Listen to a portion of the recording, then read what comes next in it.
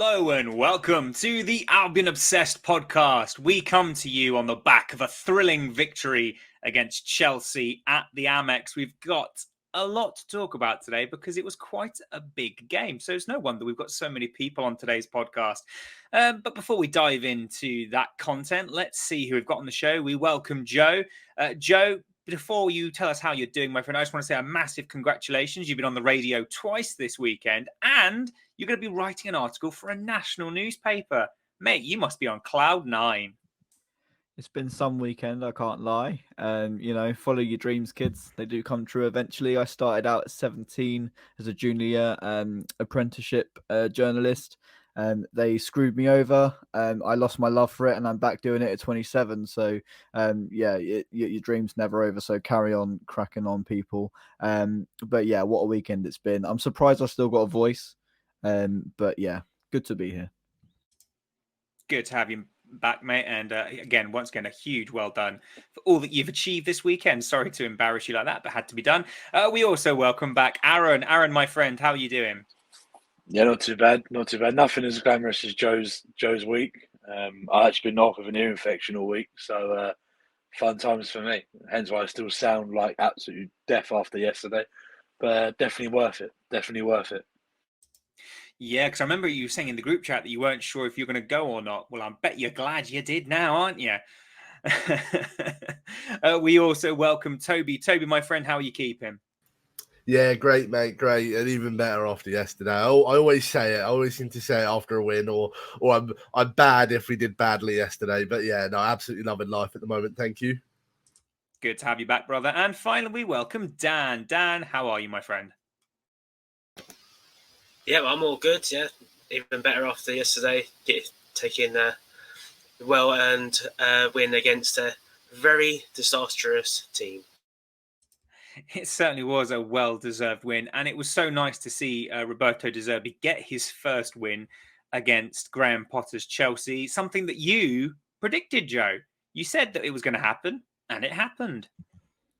I even said we'd score 4 goals, Tom. At the time, I prefaced or prefaced it, well, however you say that word. I don't use fancy words, but I said I'm gonna make myself look like an absolute idiot here if this just backfires. I said on the Liverpool podcast that I went on, LFC Day Trippers, and so yeah, massive thanks for them for having me on there as well on Friday night. And yeah, I thought I was going to make myself look like a right so-and-so, but it's 4 goals against Chelsea. Who would have thought it? Well, you obviously, Joe. So let's get started, guys, because I think the first thing we're going to talk about today is the thing that everyone's talking about, and by everyone I mean the pundits, the neutrals, the fans. The fans are still debating this on Twitter, and that is, of course, the reaction that Potter and his coaching staff and Chelsea received when they rocked up at the Amex. And as you can see, visual viewers, we're talking about the booze. We're talking about the atmosphere that the Brighton fans created. A lot was being said in the week about whether Brighton fans should boo or whether they shouldn't. Now, I was pro boo, because I think it's perfectly, absolutely fair that Brighton fans vent their frustrations. So let's come to you then, Aaron, as a fellow pro-booer. What was the atmosphere like inside the ground on the build-up to kickoff? It was toxic, and I loved it. It was, you could just feel the pure emotion from every fan in that ground, even in the concourse at like 1:30 when we were watching the City game on the TV. You just feel something was bubbling. And when they originally came out to warm up, there was a handful of boos, nothing major. But then as soon as Potter and Cucurella stepped out, dearie me, it was fantastic. Just a chorus of boos. And I know I've sent this photo so many times, but everyone knows what the photo will be. It's the seagull leaning back, and that's literally everyone. I'm not going to say it because I'm being polite, but everyone done exactly what I hoped they would do. I didn't hear anyone applauding your Potter, nothing like that. It was perfect for me personally. It was perfect.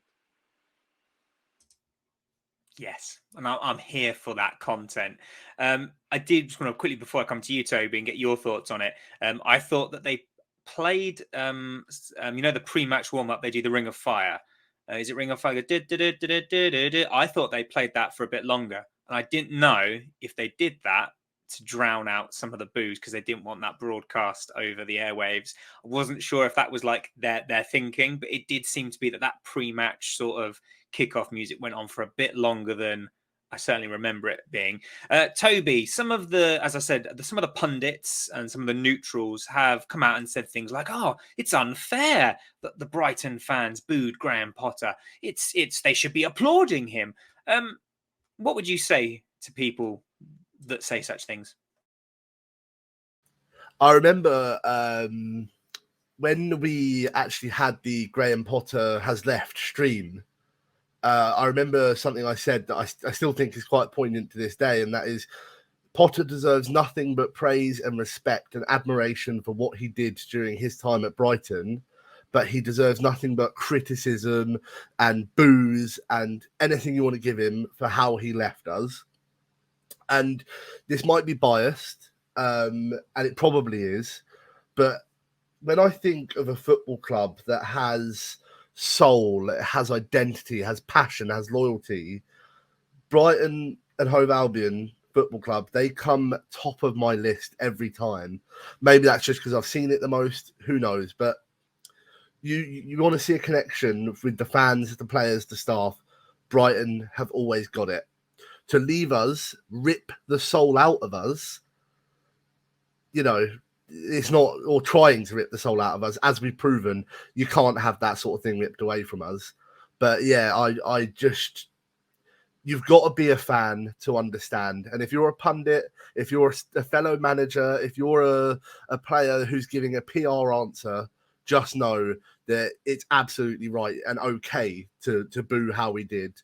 And that I'll leave it there because I could go on for hours. So could we all, Toby. Just for the benefit of any neutrals we do have listening, of course, most of our listeners will be Brighton supporters, I can guarantee. But just for the benefit of those who are listening that aren't Brighton supporters, just to recap, since August, Chelsea have acquired our player of the season, our head coach, his coaching team, two club legends in Ben Roberts and Bruno, respectively. And they are now also sniffing around with Stanley. They have attempted to unsettle players with links to Trossard and Caicedo. And this all this was done within 6 games of the season beginning. So I believe that it is justifiable that the fans reacted in the way they have. So that is the reason behind it. Now, Dan, I don't know if you've heard Joe on the radio this morning, but he was speaking on BBC 5 Live.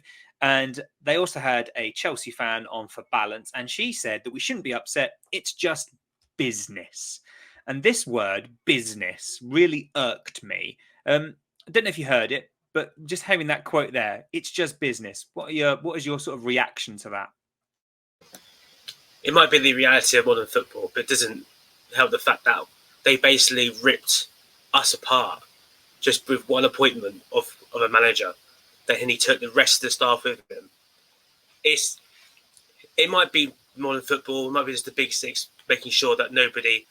I've even said before, Leicester winning the title was the worst thing to happen to football, because the fact is that all the top 6 doesn't want this to happen again.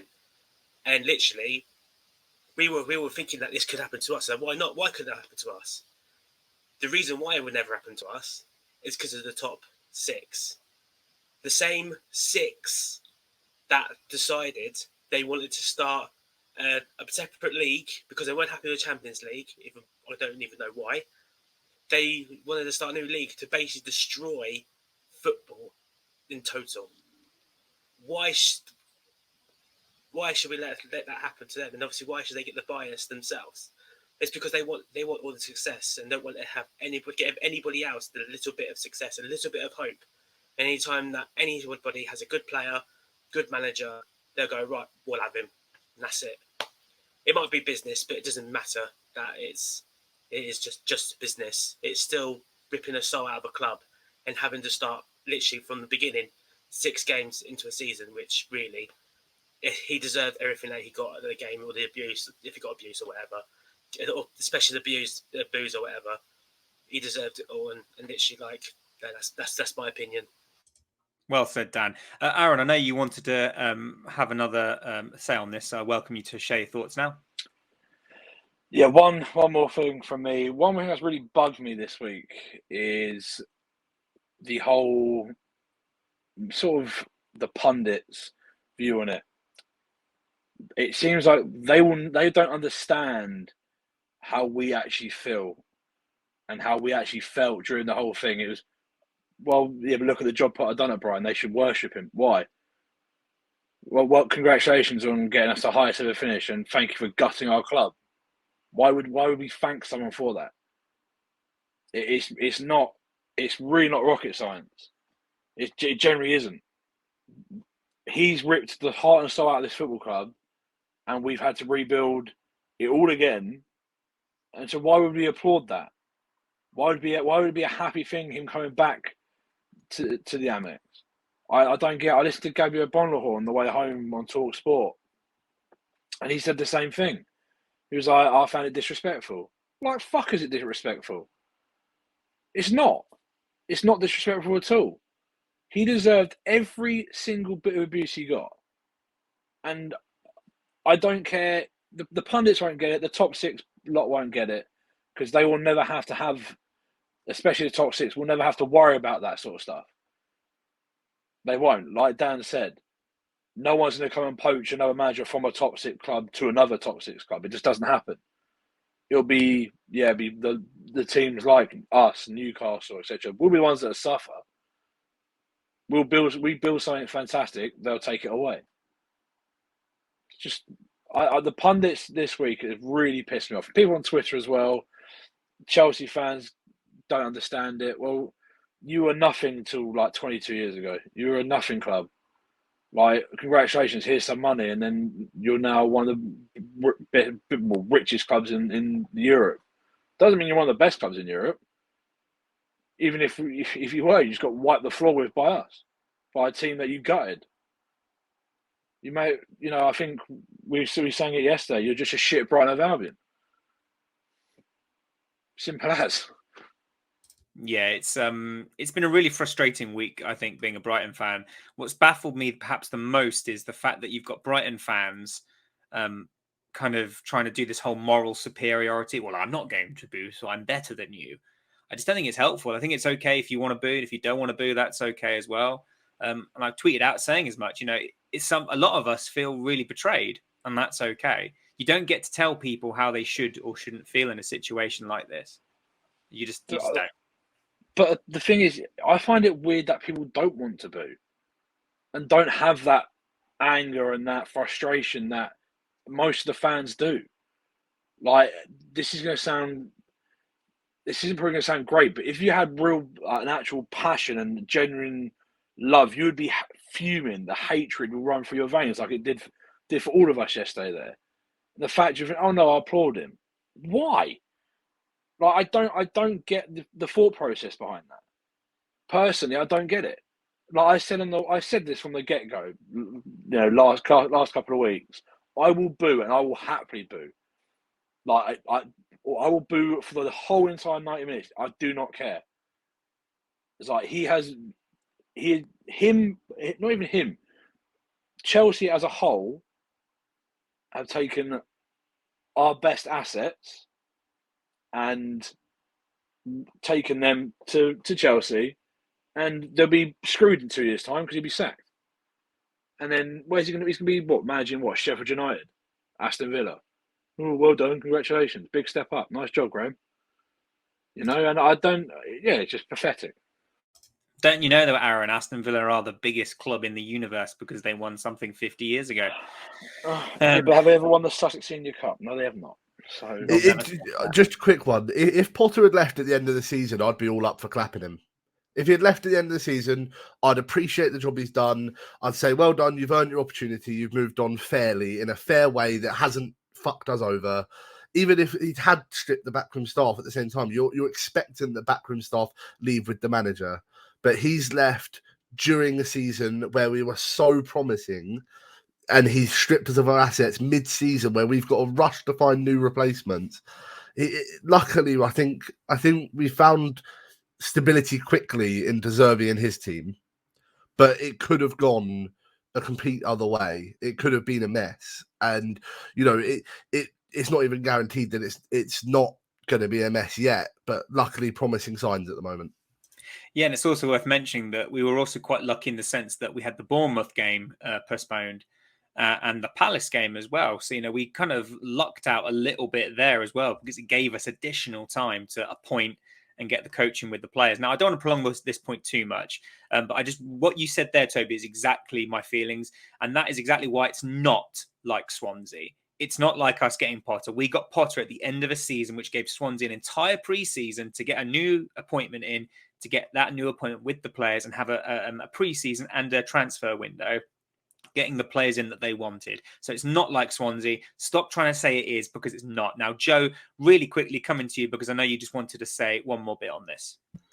Yeah, one thing I just want to say, first of all, is there's a level between what I feel our anger should go to, and that is booing and voicing our frustration as we did yesterday. I think abuse level, that's not for me personally. But booing, absolutely.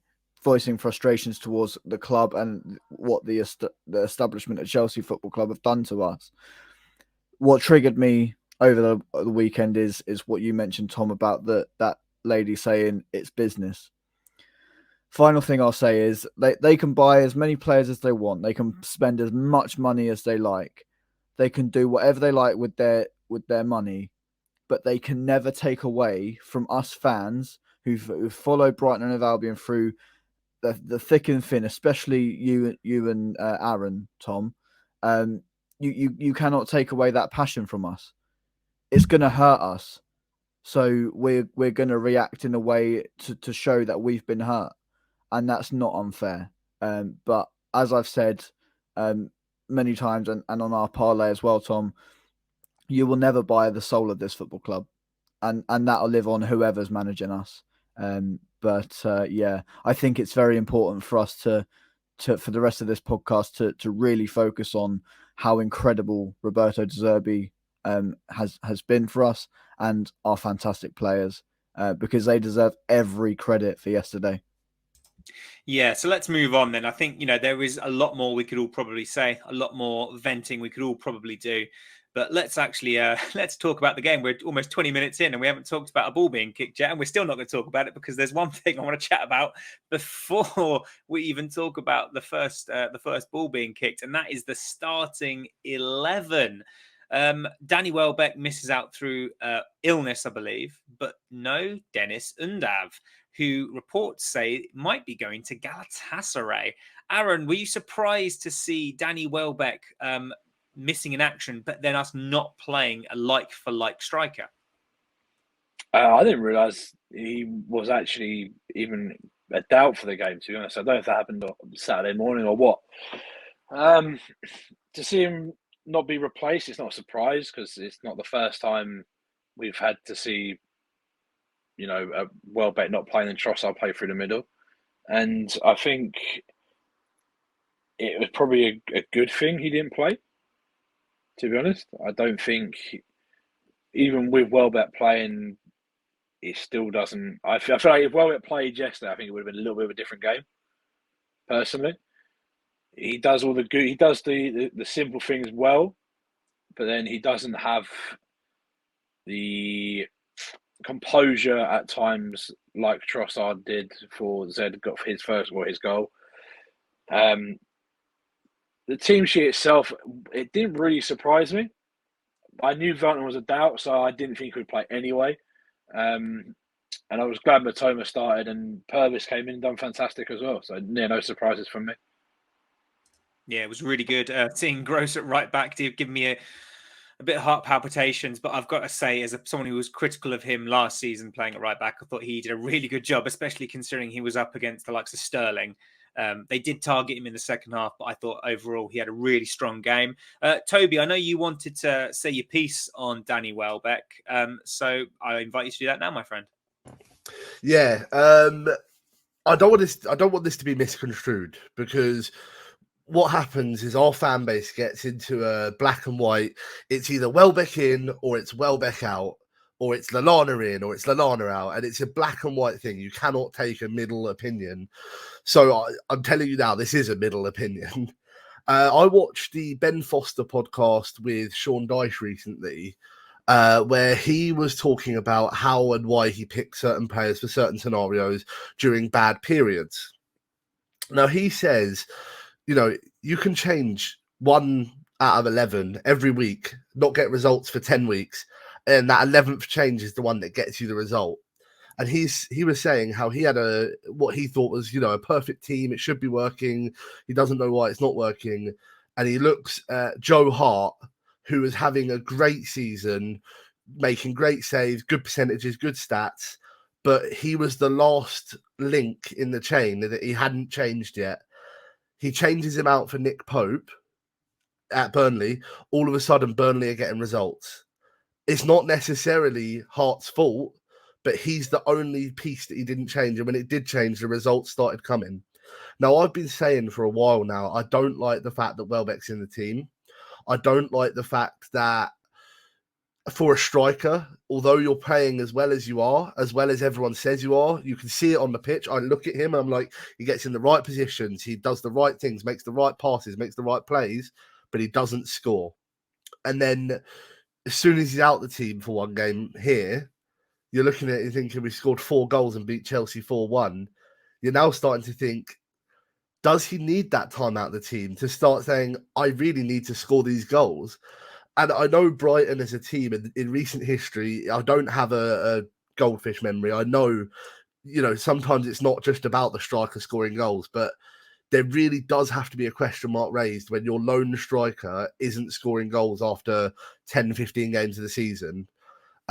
So for me personally, this is a perfect example of why we can make Mitoma, Trossard, March work, or any variation that you want to talk about.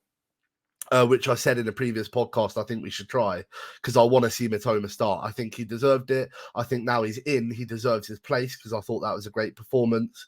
And also my last thing about the team sheet as well is Estupiñán upgrade on Cucurella, 100%. I'm here for it. One last thing, Dan, really quickly before we actually talk about the actual football that was played yesterday. I just mentioned there previously about Undav perhaps being off to Galatasaray. Are you surprised at that rumour? He hasn't seemed to have fallen in favour with either Potter or De Zerbi this season. And as I say yesterday, the false 9 with Trossard did work, and that's fantastic. Obviously, against Fulham, it did not.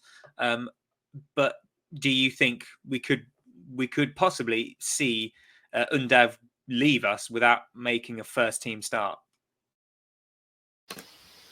It's definitely one of those scenarios that probably could happen. As you say, there's now 2 managers now that haven't really rated him to be start ahead of Welbeck's not in. There's just think Trossard would just fit into that false 9 position. It's surprising that it's basically, as we've been calling for a few times, that really some of these players need to have a chance. I know he had a chance against Forest Green Rovers and not really looked great. I know he got a goal, but didn't look 100% great. Maybe it's just getting his boots on somewhere else, sort of try and get into a team somewhere else, and maybe find his form, and maybe come back next year, and we'll see from there. But if he's not rated, then I'm surely that's the reason, just to kind of give him time somewhere else, and hopefully, as I think Joe said in the group chat, hopefully that means someone else is coming in. So I'm all for that. If that's how it's going to work out. Oh, Joe and Dan, you are funny. Brighton, bringing a striker. You must be drunk. Let's talk about how we played a game without a striker and we blew the opposition away. Let's talk about Joe, that fantastic start.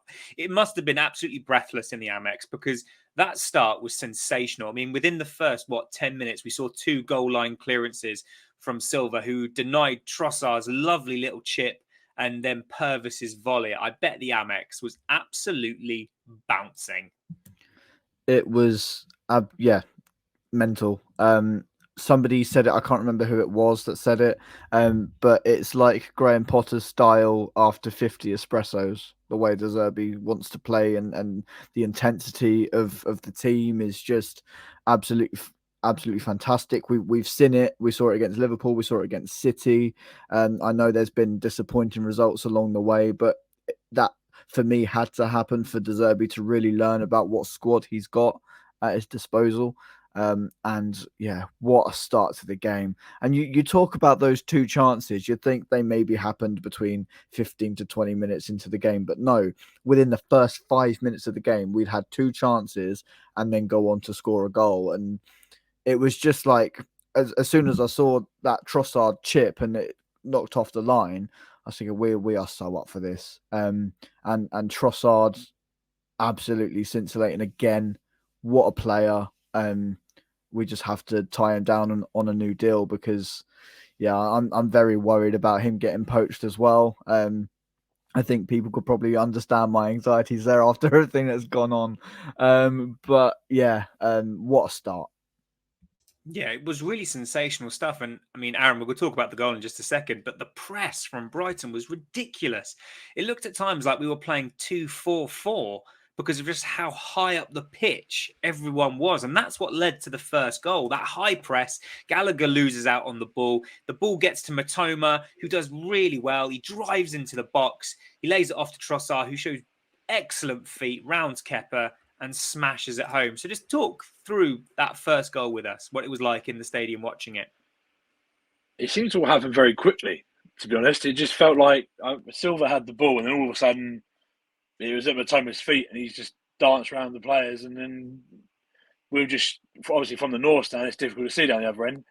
So you didn't realise how like difficult a finish it actually was for Trossard. But it was just sort of like just screaming, shoot, please, just shoot. And yeah, as soon as it nestled in that far corner, it was absolute limbs. It was limbs. It felt the North Stand yesterday felt so much different. I can't really explain it. Like I said at the start, it just felt like everyone in there was up for it, and it definitely showed. Was the atmosphere, Aaron, on par with the playoff game against Sheffield Wednesday?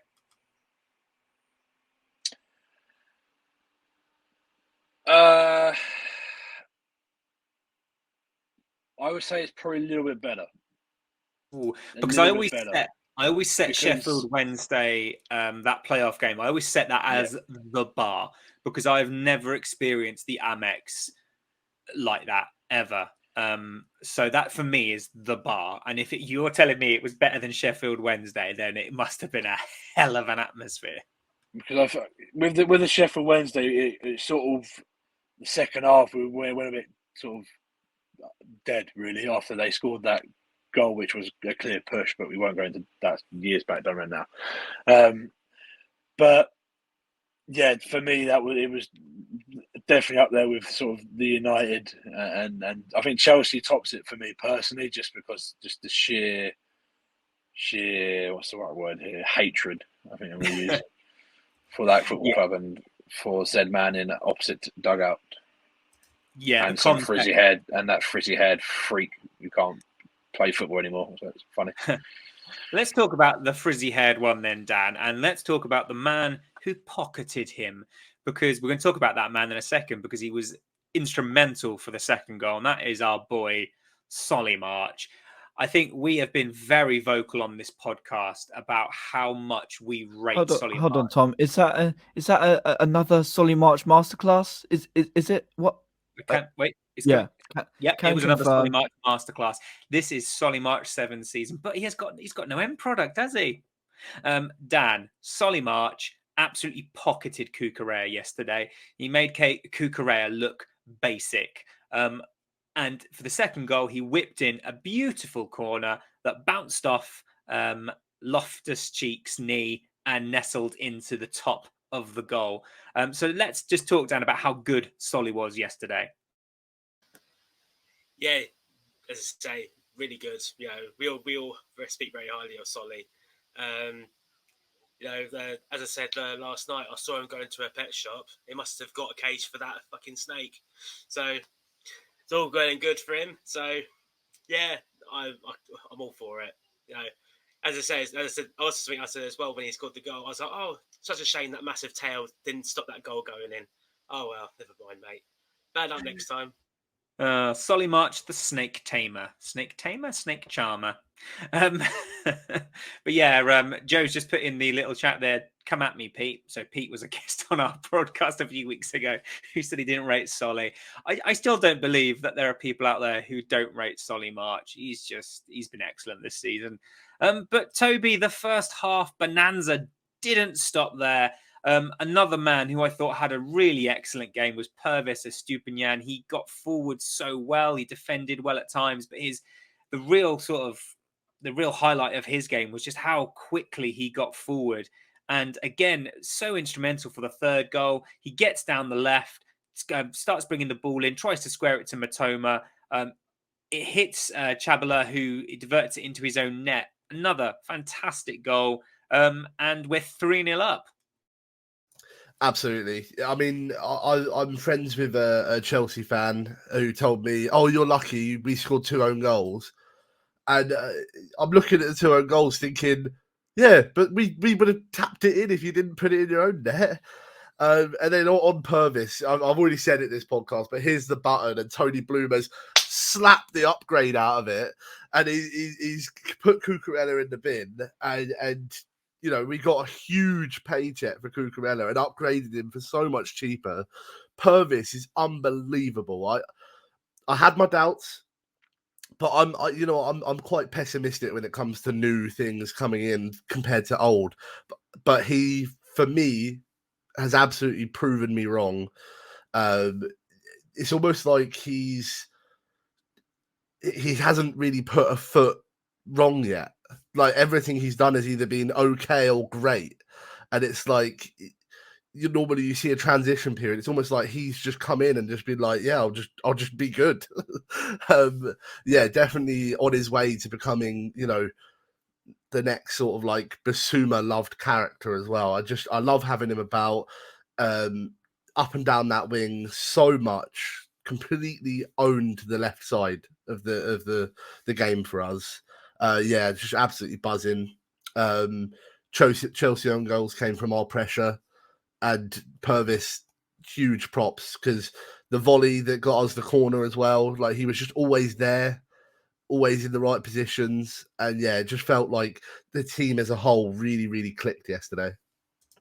Yeah, they certainly did. And just really quickly about Purvis, is he exploited that space behind the Chelsea wing-back so well. Potter's obviously trying to implement a system at Chelsea that he did at Brighton with having, you know, very attacking wing-backs. And they just can't seem to get to grips with it. Having Pulisic as a wing-back just doesn't work. And obviously it worked for us because Estupiñán was just exploiting that space time and time again. And I think, Joe, didn't you say it was a goal made in Ecuador? It was a goal made in Ecuador. Just one thing on Pulisic. If he's not a wing back, he's certainly not a striker because I don't know how on earth he missed that chance in front of the North Stand. Yeah, haha to you. Yeah, goal made in Ecuador. Moises Caicedo, he tried it just before the goal came, a similar ball through that channel, and he just saw the weakness. And Pervis Estupiñán, it sort of reminded me a little bit of the ball he played. I think it was for Enoch and Wepu in one of the North London games. I don't think we scored from it, but he's got that vision. He can pick a pass, he can tackle, he can do everything.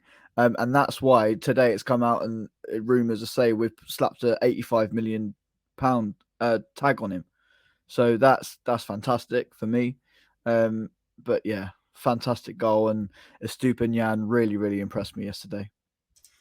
Yeah, he was excellent yesterday. Easy to say that this was his best game for us, and having that connection with, you know, your Ecuadorian teammate, it's paying dividends. And I think that, you know, we've been rumored to be linked with other Ecuadorian players, and it would be great to see what other talents they've got, because I think they could go quite far in the World Cup.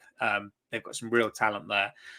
We will talk about Sanchez's saves in just a little bit, but before we go on to that, let's just talk about halftime.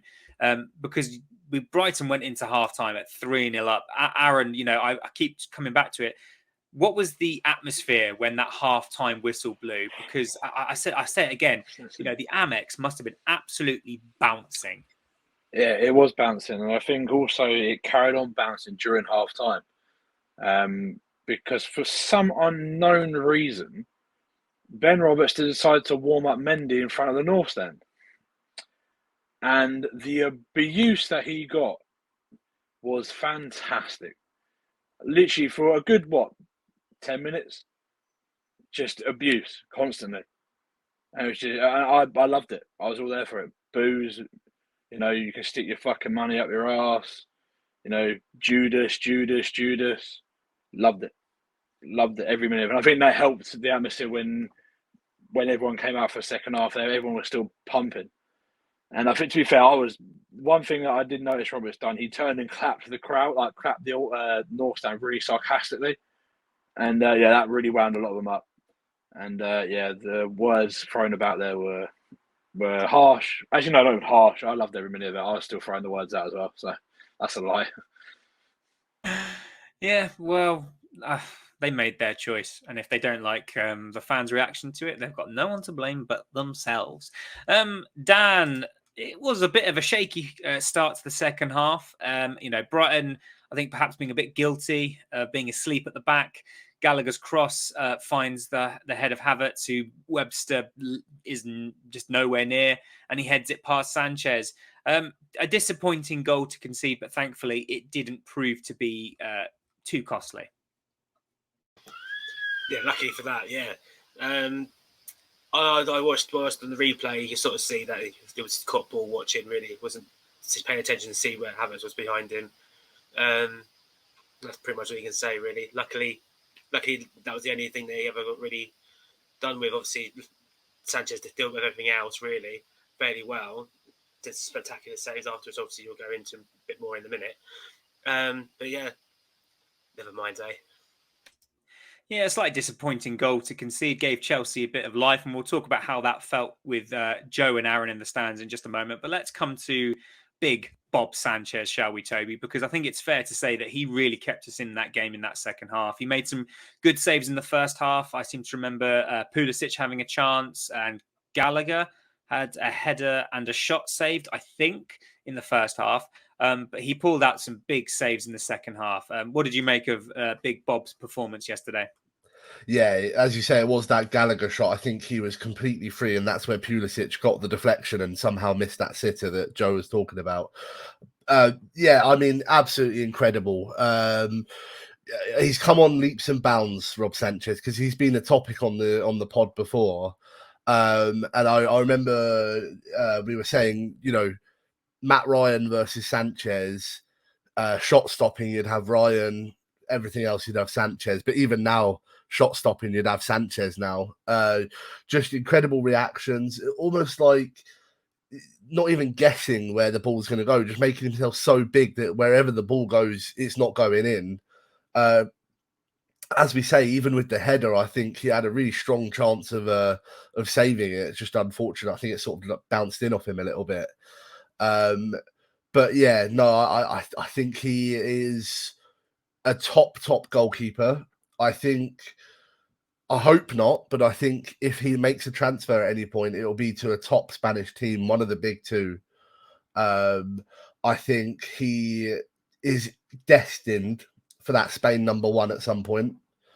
And you've got to remember, he's still young. He's still got minimum 10 years in the tank.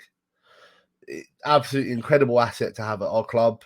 From everything I've seen of him with interviews, how he's reacted at Palace games, he's an absolute class act. Loves the club, loves the fans. Definitely one that I wouldn't be upset to see him get his chance. I think he's definitely paid his dues, but would absolutely love him to stay here forever if we could. Definitely the best goalkeeper in the Premier League era for us. Not many to choose from, but yeah, it'd be hard to upgrade him from here. Absolutely pleased with him. Yeah, I think one of my favourite moments in the game yesterday was Chelsea had a shot and it deflected off Gross, and it was just a reaction to stop that ball going in. And obviously that happened to Chelsea twice in the first half, but Sanchez had the reactions to stop that from happening. And you just talked about interviews there, Toby. He did an interview. I can't remember who it was with, but they asked him who had the most powerful shot in the Premier League, and he said it was Kevin De Bruyne. And then the interviewer then asked, well, when they get the ball, do you just pray that they don't have a shot? And he said, no, because I want to make the save. And that to me speaks volumes about Rob Sanchez. It's that, I think that was before the Man City game, so you might rethink that now. But, it was just really nice to see that he has that confidence in his own ability, and he wants to test himself against the very best. So, Bob Sanchez is making save after save, really, having an excellent display out there, Joe. Last 20 minutes must have been very nervy in the stands. It was, and I find myself whenever, so we're 3-1 up. A lot of neutral fans might say, "What are you thinking that you're going to throw this game away? This is Brighton of Albion. It's never easy. We never do it the easy way." So I find myself when we're in those really tense moments in games, I just try and break things down for me, because it does my mental state so much better if I do it this way. And I'm like, right, just defend this corner. Then it goes another minute wasted, another minute wasted. Defend this, defend that. We'll be all right. We'll be all right. And I just had to keep telling myself that every single Chelsea attack. I had my scarf on my face, like hiding behind it. I just wanted those 3 points so badly, Tom. And I didn't want anything to take away from what a unbelievable first half it was. And obviously we'll talk about the fourth goal, but if I could just say my piece on it now, when that went in, I have never had the feeling that I've had ever before at a football game than I had yesterday when that goal went in.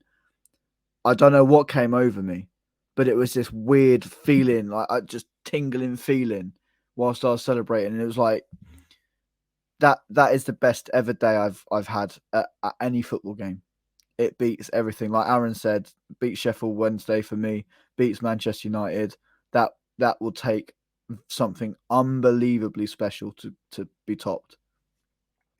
Wow. Very high in praise indeed. Now, Aaron, I got a stat for you. I love a good stat. I have a stat. This is a stat I heard on the commentary. Brighton under De Zerbi, was it under De Zerbi or was it all season? But there's a stat that say Brighton haven't conceded a goal this season or under De Zerbi in the last 15 minutes of a game. Do such stats mean anything to you in that last 15 when it's such a nervy, sort of tense atmosphere? No. Simple answer. I think Joe's already alluded to it. It's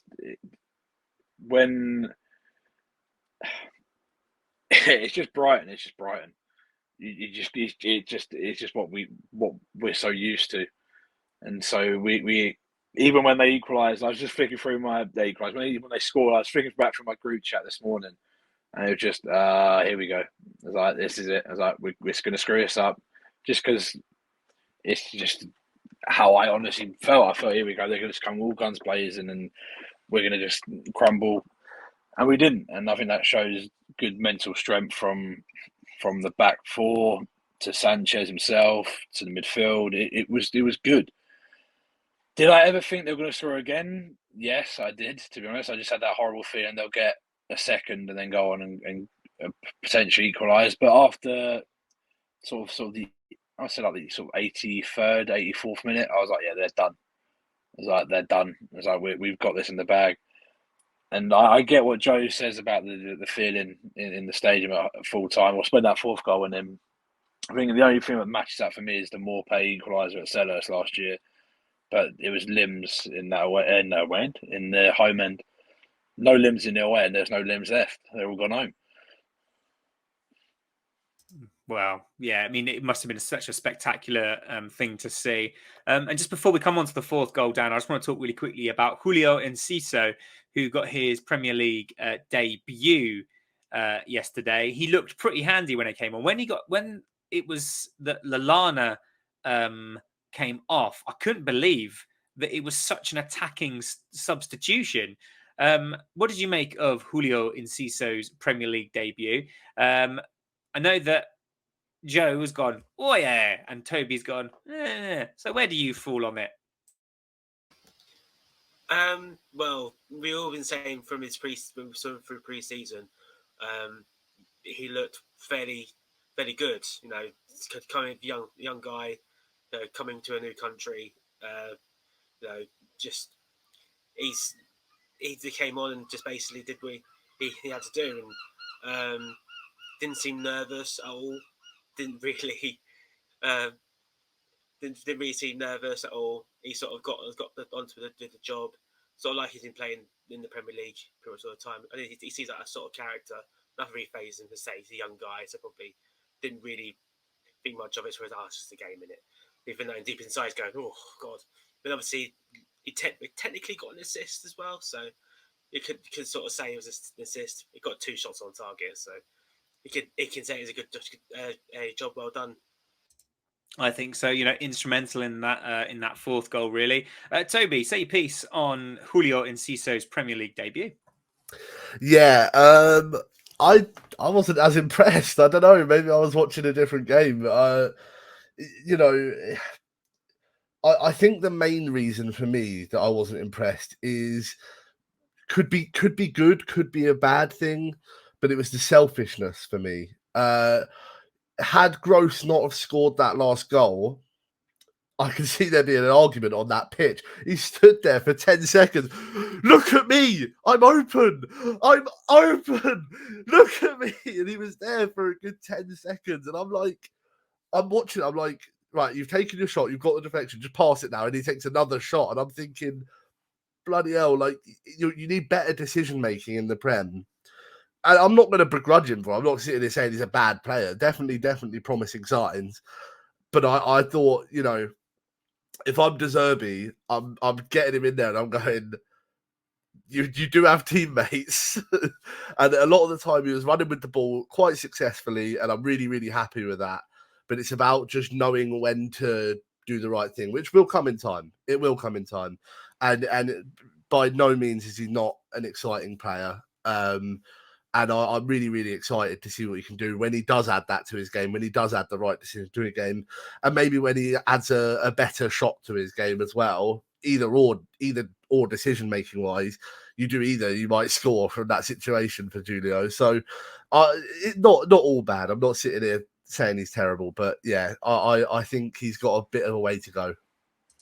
Yeah, he's still very young. You know, he's 19, 18, something like that. So he's still a very young lad. And it's also worth mentioning that, you know, we talk about decision making. I mean, look at last week. Trossard could have squared it to Welbeck and to make the game 2-2 against Man City, but he didn't.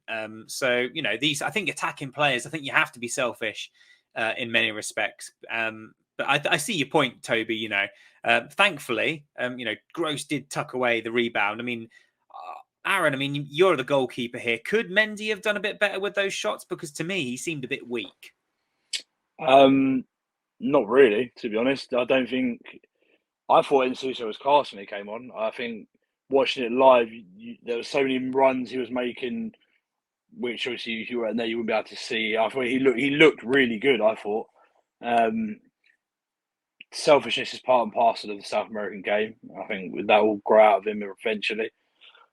With the shot, not really, because the first one moved ridiculous amount. We were right behind it. The second one, yeah, he probably could have held, but the third one, he's got there. He's just not got enough strong enough hand on it. I think that's through lack of game time, to be honest. And at that point, I think the game was done. So I don't think, like you could tell by Thiago Silva's clearance that he was just trying to just hook it, and he completely scuffed it, to be honest. But yeah, as the Chelsea, like as if I was a Chelsea fan, I would have rather kept Kepa on, even though he was injured, because I personally don't rate Mendy.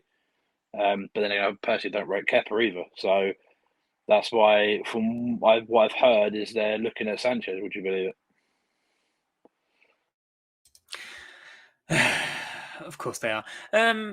But that's a good place to, you know, finish talking about I suppose, the football aspect of the game then, because it, you know, the 4th goal, that was the nail in the coffin, and you know, it just was the perfect way to end a brilliant game. Now, there's one thing I do want to talk about, Joe, and that is our boy Roberto De Zerbi, because his reactions throughout were just simply superb. I mean, that first goal when he runs onto the pitch, it was, I mean, how refreshing is that to go from Potter, who's very reserved, maybe not as reserved as Chrissy Houghton was, but certainly very reserved, to someone who's just brimming with passion.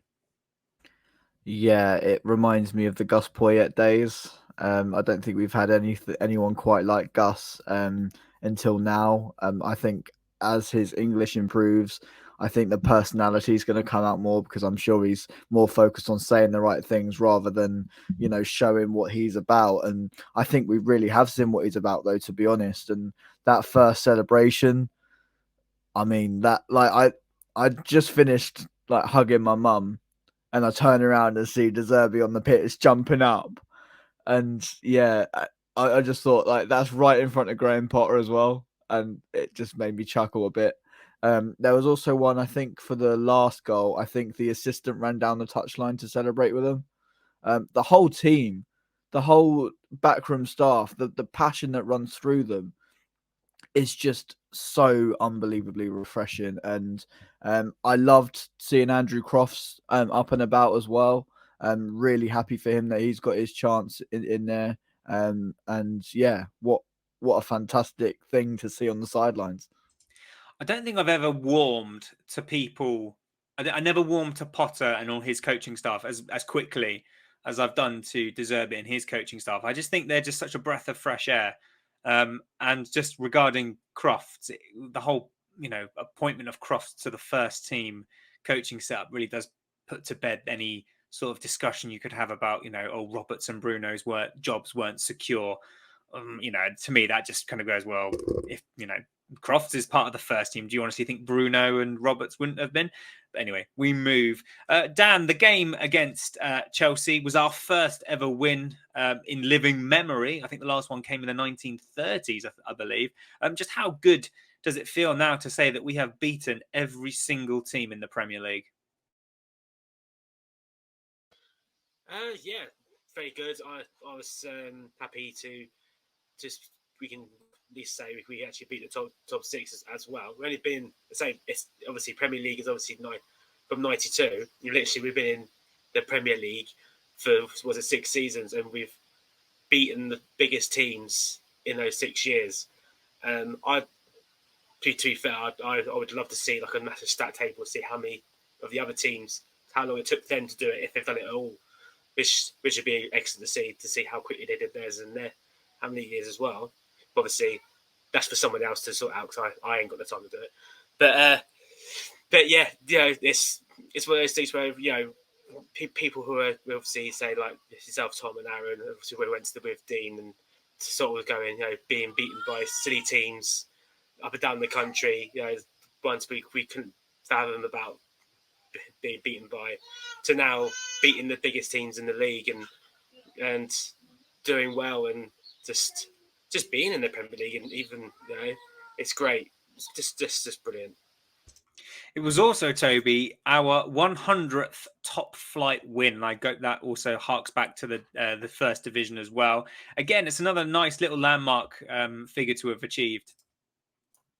Yeah, I mean, just those little landmarks, even though 99% of it wasn't done under De Zerbi, even just hitting that 100 must make De Zerbi feel a little bit extra good that he was here when that happened, and that he's a little part of Brighton history already.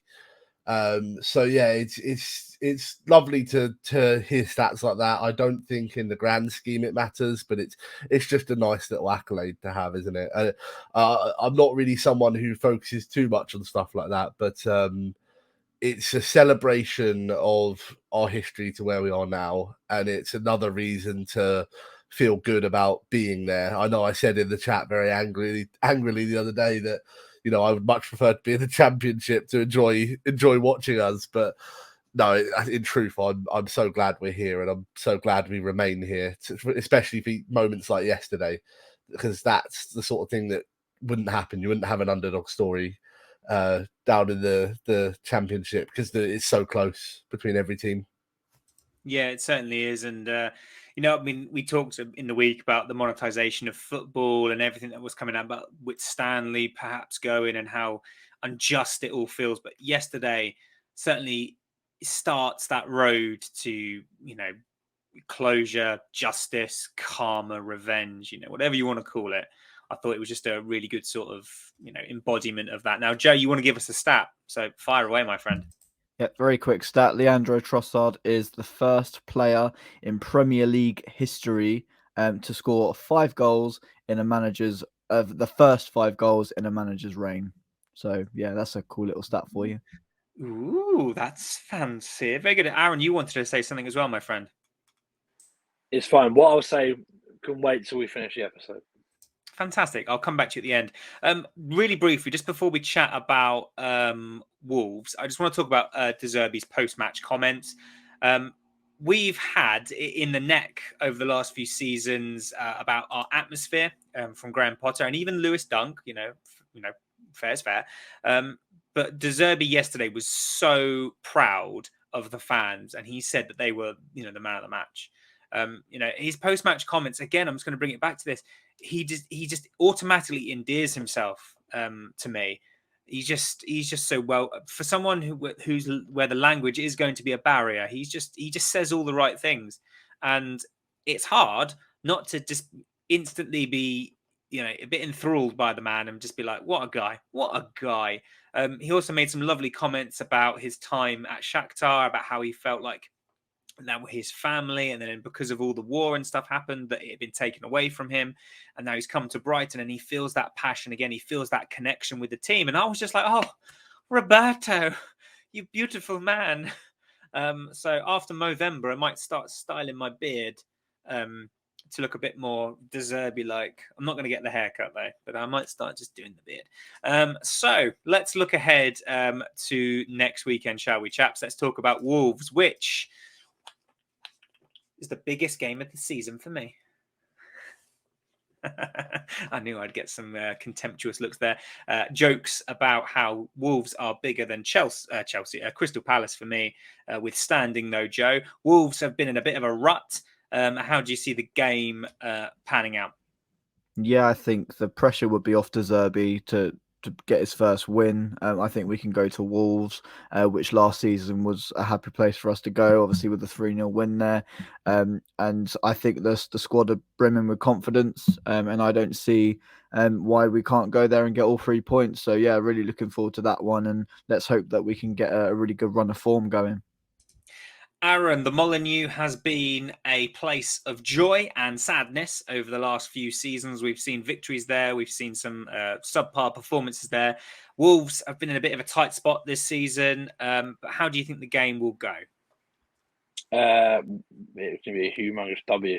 I think Wolves don't really scare me anymore, to be honest. They're just a tame little dog at the end of the day, aren't they? They're no Wolves. Pathetic little club. I'm joking. I'm joking. No, it'll be a difficult game. Wolves are a good club. They're always a well drilled. Doesn't matter who their manager is. They're always been a difficult team to play against. I would hope for a quite straightforward win, and I say that very strangely, being so confident going into a game. But I would hope a good sort of like 2-0, 3-0 sort of win. I think potentially on the cards again. All depends on Saturday afternoon at 2:00 if the teams come out. Until then, I can't really give a hand on heart. This is what I generally think it will be. It could be any score. It all depends on how we set up, how they set up. And even though they're on a bad run of form, doesn't matter. We should have beaten Forest and we didn't. League positions in this division are there's no such thing. You're in it because you're a good team. And at the end of the day, it doesn't matter who we come up against. It will be a difficult game. Like I said, ideally take the win and we move, but have to see what happens, Thomas. Have to see what happens. We certainly will do. Dan, really quickly, your thoughts ahead of Wolves, please. I think it should be relatively easy. I think, well, it's never easy, but relatively. They've had I think they're only their fit striker suspended now. He's now off for the whole of till Christmas, which is nice for him. I think they probably wanting to sort of. It's quite hard because they haven't got a manager either. It's sort of like they're not really blowing up themselves, sort of making them look good to sort of make a manager go, oh, I'll manage them. Yeah, I think it'd probably be relatively quite easy one, and we move on to I believe that's our last game before the for the international. So I think, is it not? Oh, it's going to be a Carabao Cup game. That's what I'm thinking of, isn't it? Yeah. And we've also got Villa as well, another West Midlands game that is bigger than Palace. Obviously, I'm fishing. Obviously, context, as I'm sure you all know, guys. I'm living in the Black Country, AI. Now, Toby, how do y'all think the game's going to go against Wolves at the weekend? I was going to try and do the accent, but I'm not going to subject your ears to that. Yeah, no, it's going to be an interesting one. Wolves without a lot of firepower. I don't think they've got Neto. I don't think they've got Jimenez. That new guy, Khaled Zizek or something. I don't know how to say the name. Diego Costa red carded at the weekend. So they're going to be without a lot of firepower. As Aaron said, it should be a tame dog. We should be able to win against these puppies. But yeah, it's the Brighton way that they're going to go and break a scoring record now or something without all this firepower, and then they go and break some records. But no, I'm going to keep confidence in Roberto and the boys. I'd hope for a minimum of a 2-0 with the situation, the hand we've been dealt. But at the same time, I'm not the type of guy that says teams like Wolves, because it's, as Aaron said, anyone can beat anyone. But with the hand we're dealt, we definitely have the highest odds of getting a chance here. Yep, you certainly have to think, or certainly hope, that we'd go to the Molineux and we could get ourselves a result there. But we'll have to wait and see. As Aaron likes to say, ask us again on Saturday at 2:00 once the team sheets are announced. Now, just before we sign off, Aaron, I'll now invite you to say your piece that you wanted to say, brother. Right. Mr. Potter, Bruno, Ben Roberts, Bjorn, Billy Reid. Your boys took one hell of a battering. Sod off, keep your money, we'll keep our class. Auf Wiedersehen, goodbye. 60 million in the bank. Tony Bloom is having a cheese sandwich. Yes. Having a pleasurable day. We'll leave you to fill in the blanks, listeners. As ever, guys, don't forget to leave us your thoughts and comments down below. Do you think the booing was justified? What do you make of Danny Welbeck's absence from the team? Do you think he'll be back for Wolves, or would you start Trossard in the false 9 position again? Do you think that we are able to tame the Wolves at the Molineux at the weekend? Let us know your thoughts. We always love to know what you guys think. So don't feel embarrassed or ashamed or scared of sharing your thoughts with us, because we love to hear them. And on that note, children, I will say, wherever you may be, whenever you may be, we'll catch you next time. Take care. Boo!